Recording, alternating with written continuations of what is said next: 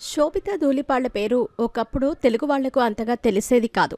ఇప్పుడు నాగ చైతన్యను పెళ్లి చేసుకున్న తర్వాత అక్కినేని వారి కోడలుగా శోభిత అందరికీ పరిచయమైంది.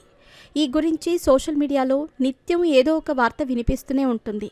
ఇక సోషల్ మీడియాలో కూడా హైపర్ యాక్టివ్గా ఉంటున్న శోభిత తన గురించిన లేటెస్ట్ విషయాలను అందరితో షేర్ చేసుకుంటుంది. ఈమె తెలుగులో అంతగా చెప్పుకోదగ్గ సినిమాలు చేయకపోయినా కూడా బాలీవుడ్లో మాత్రం స్టార్ హీరోయిన్గా వరుస సినిమాలతో దూసుకుపోతోంది.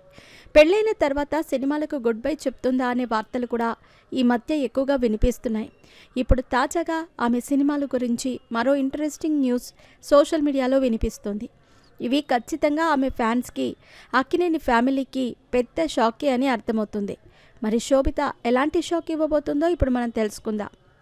ఆమె నిజానికి తెలుగు హీరోయినే అయితే నటనపై ఆసక్తి ఎక్కువగా ఉండటంతో ముంబైకి వెళ్ళి అక్కడే సెటిల్ అయ్యింది.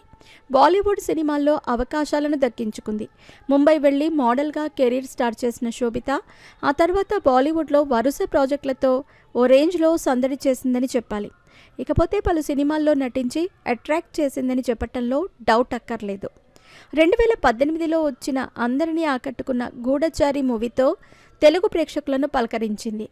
ఇటీవలే నాగ చైతన్యని పెళ్లి చేసుకున్న ఈ అమ్మడు ఇప్పుడు వరుసగా సినిమాలను లైన్లో పెడుతుందని తెలుస్తోంది. శోభిత కూడా పలు బాలీవుడ్ చిత్రాలతో బిజీగా ఉంది. శోభిత సినిమాల్లో వేరియేషన్స్ చూపిస్తూ ఉంటుంది.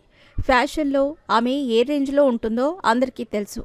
ఎప్పటికప్పుడు క్రేజీ అండ్ మోడ్రన్ అవుట్ఫిట్స్లో ఆమె చేసే సందడి ప్రత్యేకంగా చెప్పక్కర్లేదు. స్పెషల్గా రెడీ అవుతూ ఆకట్టుకుంటూ ఉంటుంది. ఆ విషయం అందరికీ తెలిసిందే. ఇంట్రెస్టింగ్ పోస్ట్ని షేర్ చేసింది. అది కాస్త సోషల్ మీడియాలో వైరల్గా మారింది. నా హెయిర్ మొత్తాన్ని కత్తిరించాలా అంటూ ఒక పోల్ పెట్టి ఒక్కసారిగా షాక్కి గురిచేసింది. చాలామంది పూర్తిగా హెయిర్ షేవ్ చేసుకుంటుందేమోనని అనుమానపడ్డారు. బోల్డ్ సమ్మర్ మేకోవర్ అని కామెంట్స్ చేశారు. మొత్తానికి ఇది సోషల్ మీడియాలో వైరల్గా మారింది. ఏదేమైనా తన హెయిర్ని ట్రిమ్ చేసినా కట్ చేసినా సర్ప్రైజింగ్గా ఉంటుందని చెప్పటంలో డౌట్ అక్కర్లేదు. మరి శోభిత ఎలాంటి నిర్ణయం తీసుకుంటుందో చూడాలి.